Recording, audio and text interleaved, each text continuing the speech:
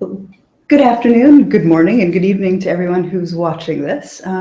This is the Google Hangout where we're going to talk a bit about the educational opportunities that we offer at the University of Strathclyde in genealogical topics.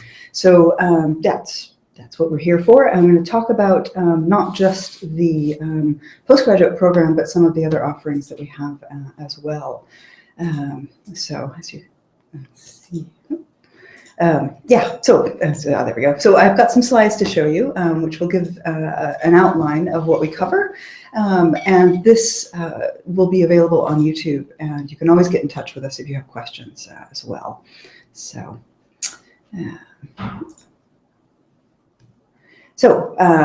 our program offers a variety of different pathways to fulfill and go on to learning more about genealogy. Obviously, we have the postgraduate program, but we have some very successful 8-week courses, which have grown out of some classes that we developed for our on-campus and people.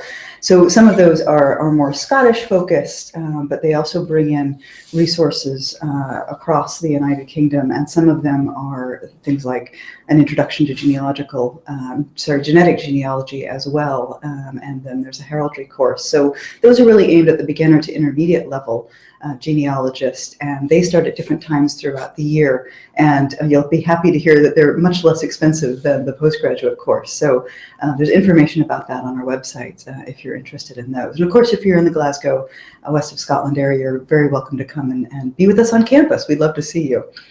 We also do the week-long Summer Institute in Genealogical Studies, which is at the end of June. Typically is the last week of June every year. That's on campus in Glasgow, and it's an opportunity for intermediate to advanced genealogists to get together and just learn from some very skilled genealogists. This year we have 3 courses on British military resources, one on Irish resources and research, and that's being taught by some folks from the Ulster Historical Foundation. And then we have practical applications in genetic genealogy as well. And you can take one day or all 5 days of that. So last year it was really a great time, and we had a good time. This is the second year that it'll be running, and we're hoping to have it continue into the future. And then obviously we have our postgraduate program, which is now in its 10th year, and we offer that in 3 steps, really: certificate, diploma, and then up to the final MSc level. And all of these steps are offered online, so you can be anywhere and take these. So our focus with the postgraduate program is to provide a really thorough grounding in the theory and practice of genealogical research. And really our focus here is giving you expertise in searching, recording, and presenting results. The postgraduate certificate year, which is where most people have to start, is really focused on United Kingdom records and research. And our goal with that year is to get people out the other side with a real breadth and depth of experience in using British sources. So that's English, Scottish, Welsh, and a touch on Irish as well.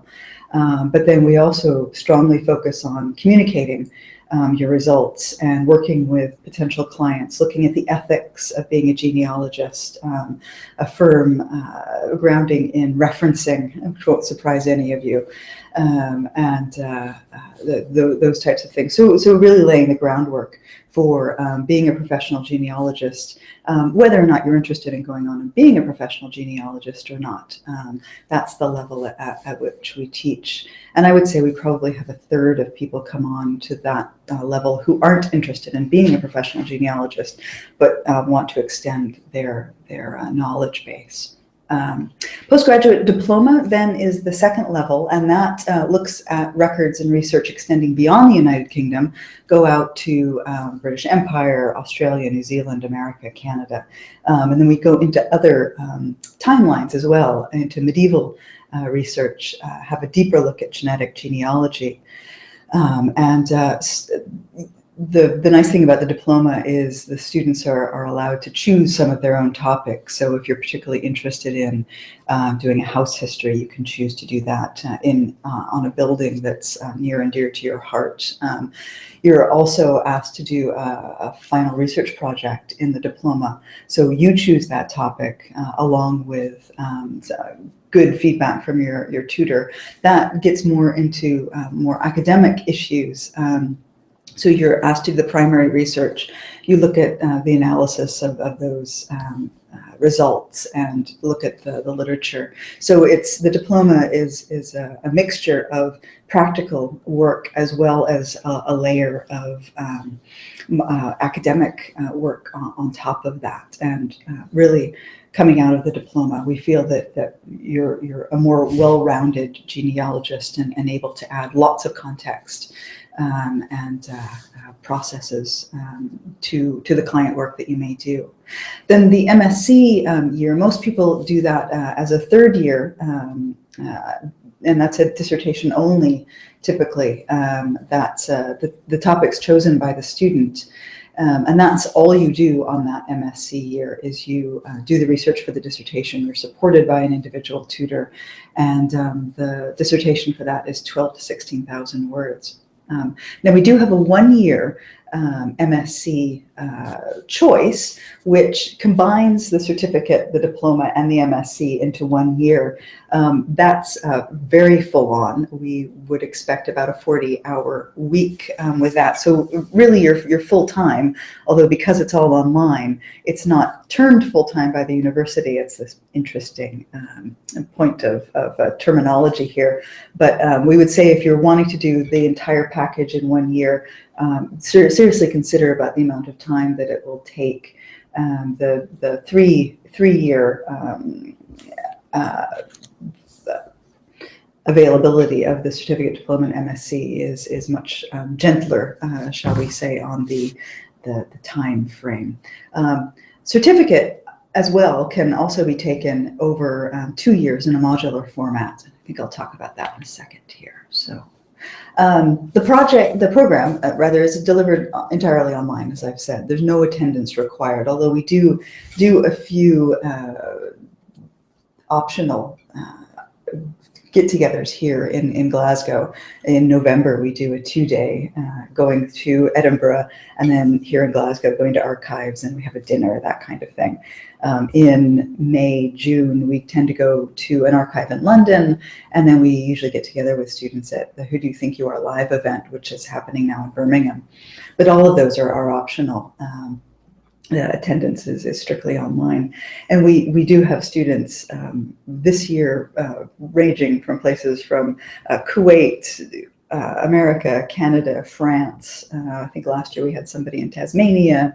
So it's a broad spread base of students. So people logging in at all hours of the day and night. So the teaching materials are all put up on the university's virtual learning environment, and you have full access to that as a student. And you basically typically are downloading PDF written lectures, as we're calling them, which we've then also recorded so you can listen to them as well.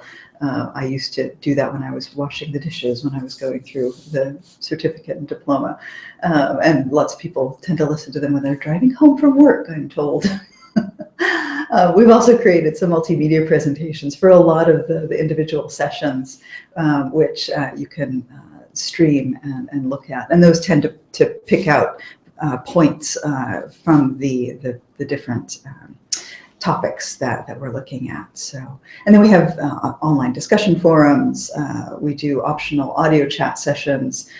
Typically for the certificate, we have about 7 of those a year, where we'll either bring in an expert from outside talking about a particular topic. This last week we did one on business development. So we had a professional genealogist come in and talk about her experience setting up her own business. We do ones on copyright and various things. The audio chat sessions are optional again, and we record those so students can listen to them afterwards.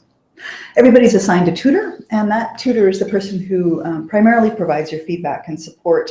You're able to email them at any time, and we try to have a very quick turnaround time with our email feedback to people.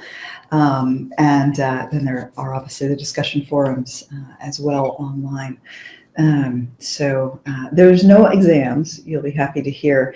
And the assessment, as I said earlier, is largely practical in nature. Although on the certificate, a lot of that is we assign a couple of families for you to research and look at. And it's not about looking at your family background. It's a lot of the assessments are looking at a particular family, and we have to do that because we need to know what you should be able to find and to be able to market and assess what you're doing. On the diploma and MSc levels, there are these more academic focused research projects, but again, they're on topics of a genealogical nature, and you're able to choose those topics yourself.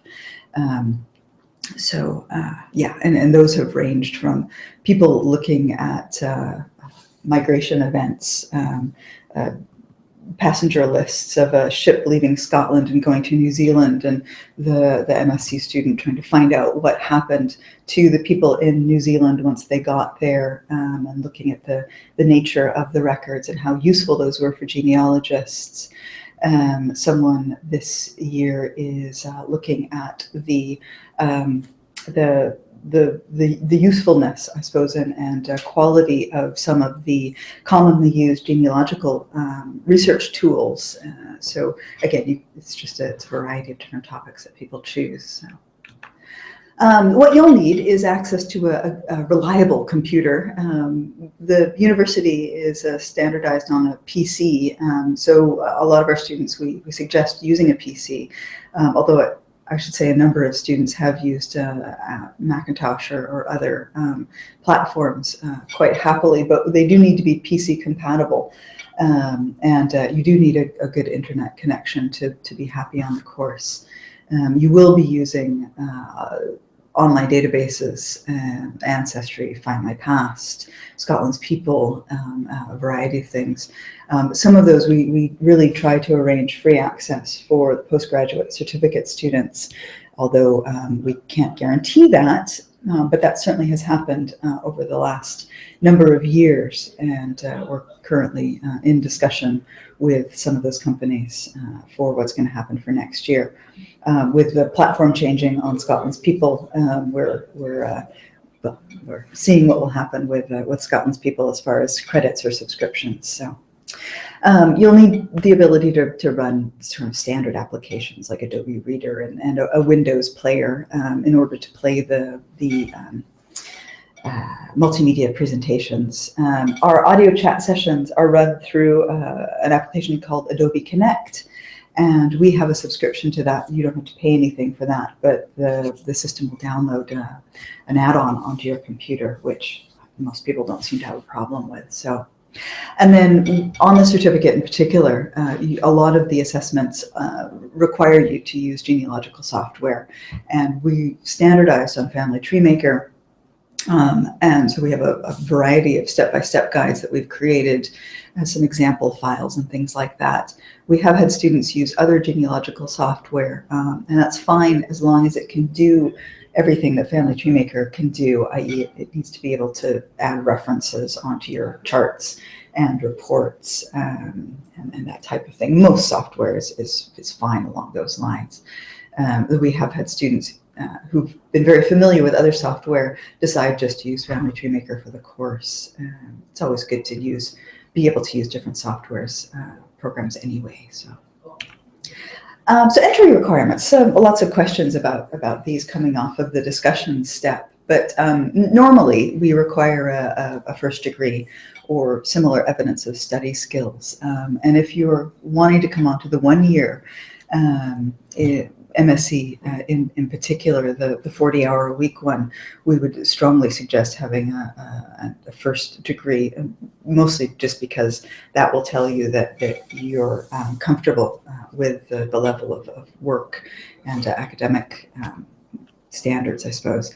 Although we do have usually a number of people coming onto the course, it's the certificate year every year, who have non-standard educational or professional qualifications. Lots of questions about what these mean, and it's difficult for me to tell you 100% what we're looking for here, because everyone's different as far as what they have accomplished. But basically what we're looking for is the knowledge that you have, the comfort and the ability to study at this level, so that you can make deadlines. You're comfortable working to a structure, and that type of thing. We've had a lot of people go through training at work, and those types of qualifications definitely would seriously look at. If you're coming to things without a lot of qualifications, a number of students have gone off and taken courses through places like Pharos, ourselves, our 8-week courses, successfully accomplishing 1 or 2 of those, doing the assessment and accomplishing those. We definitely would look at as a qualification for that training and study skills standard. So we're also looking for some experience in genealogical research, and that doesn't have to be massively extensive.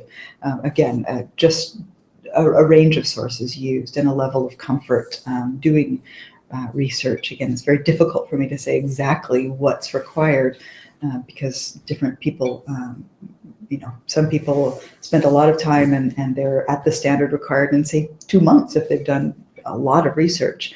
Other people would be more comfortable doing a number of years before coming onto the course. If you have questions about this, about your background and what you've done, I would encourage you just to get in touch with us, and we can have a conversation either via email or phone call, Skype, whatever, and we can look at where you're at with that. So, yeah. So fees, yes, it is a postgraduate program, and it is expensive. It's a big commitment as far as money goes. It's also a big commitment as far as time goes. So it's definitely something to seriously consider before you come on to any of these postgraduate courses. For next year, and we do our fees year by year, for the certificate and for the diploma, if you're based here in the United Kingdom or if you're resident in the EU, you can see it's just over £3,000. For people outside of the United Kingdom, it's £4,000. Now, we do have the modular version of the certificate, and that the minimum time that you can take on the module postgraduate certificate is 2 years, and each module is about a term long, so roughly about 2.5 months. We're looking at time necessary for the modular certificate at roughly about 14 hours a week. This is the first year that we've been doing the modular version, so we're in the process of talking to the students and seeing what it's been like for them, and obviously it will depend on the module and how comfortable you are with that particular module's information.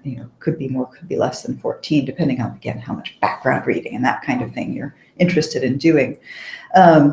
But that you go per module and you pay per module, and you have to take, there's 6 modules that make up the postgraduate certificate, and you can pay for those. If you need a break, take a term off, you can do that as well. So it's a bit more flexible than the 1-year postgraduate certificate, and that tends to run about 20 hours a week for students on the postgraduate certificate. Again, that will vary a bit week by week, but that seems to be a fairly typical usual for hours per week. Diploma tends to run 20 to 25 hours a week, and we are looking at modularizing the diploma to allow students to take that across 2 years as well. We won't be offering that next year, but I'm hoping that the year after that we'll get it worked out to do the diploma on a 2-year version as well. So the MSc by dissertation, so that's what we're calling the 3rd year, the post-PG dip year. It's a little less expensive. There's not a whole lot of formal teaching going on in that year, but you are receiving a goodly amount of tutor support in that year. And so we tend to meet with our students, and you can't see me, but I'm doing meet in quotation marks, either via Adobe chat sessions or Skype, that kind of thing, about every 2 to 3 weeks to discuss progress. And then the 1-year MSc, basically what that does is that just wraps up all of the fees for the 1-year certificate, the 1-year diploma, and then the MSc by dissertation. So that's what that fee is represented. So, yeah, I was saying it's probably about 40 hours a week for that. So.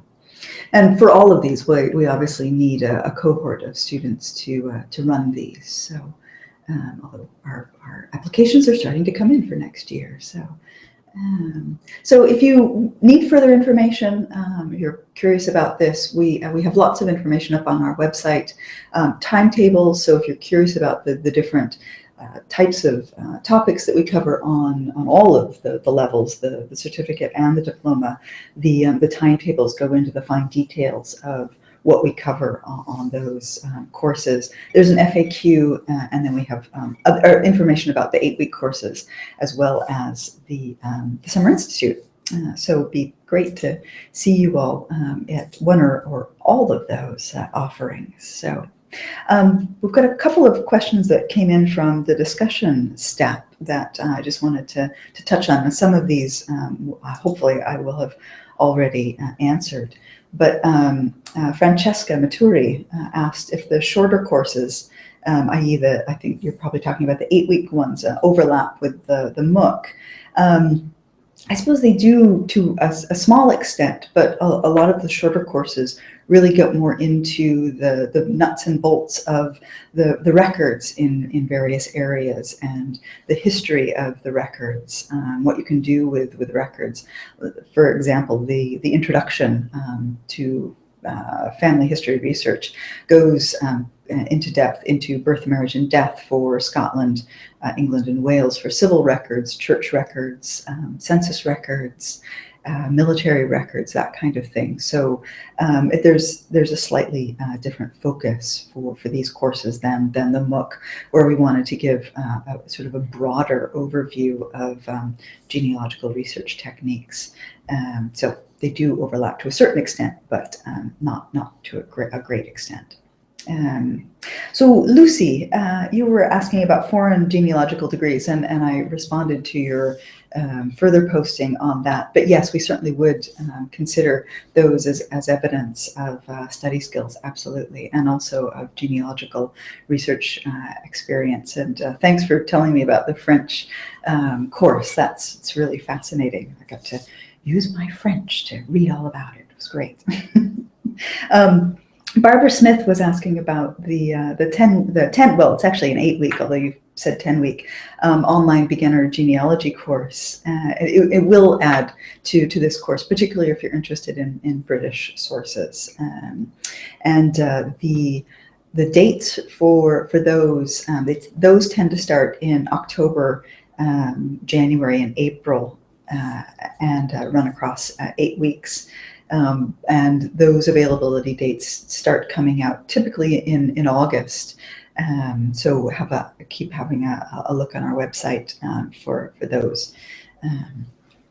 Let's see, there was kind of a couple of questions, one asked by Carolyn Norman and one by Elizabeth Watkins that went together very well. Carolyn was asking about completion and participation of the MOOC, and as far as that counting for evidence of study skills. And because you haven't done a real formal assessment, we certainly take it into account, but we really would like you to do a course or show us some evidence that you've had an assessment looked at by a tutor or a work colleague, if it's work training or that type of thing, in order for us to fully be able to assess those. And so I've given some ideas on the step about that.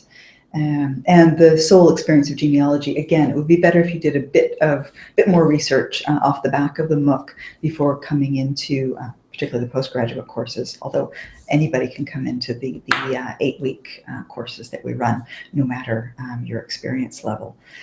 So I would suggest getting a bit more experience. Although, work over the summer and get in touch with us and tell us what you've been up to, and be happy to have a look. So.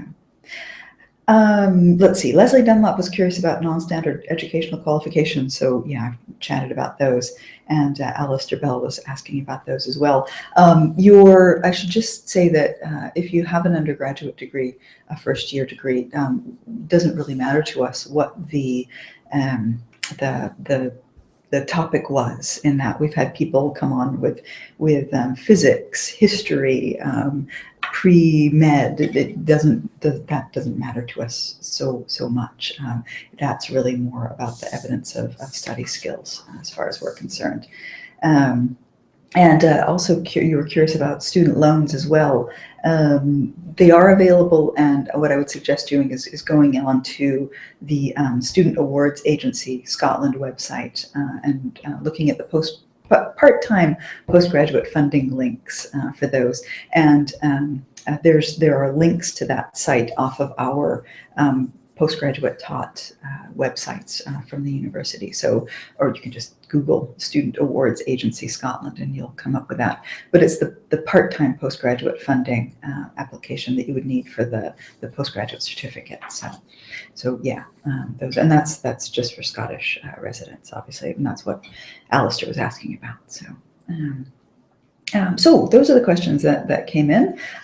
We'd love to have you on one or any of our courses, and just urge you to be in touch if you have questions about those. So yeah, so thank you very much for listening in, and be in touch if you have questions. Thanks so much.